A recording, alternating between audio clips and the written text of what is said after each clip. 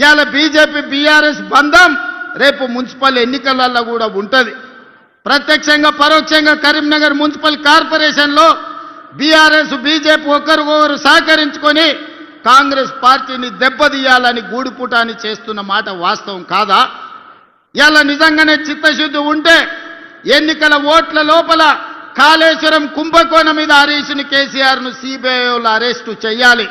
Formula ఈ రేసులో కేటీఆర్ను arrest చేసిన తర్వాతనే బీజేపీలు తెలంగాణ రాష్ట్రంలో ఓట్లు అడగాలి.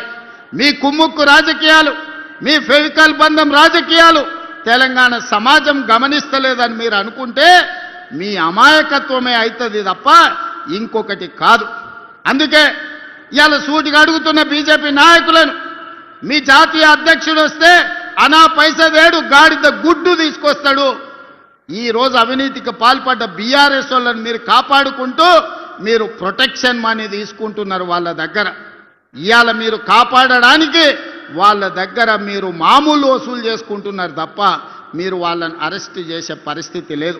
అందుకే మిత్రులారా, తెలంగాణ సమాజాన్ని ఆలోచన చేయమని నేను చెప్తున్నా.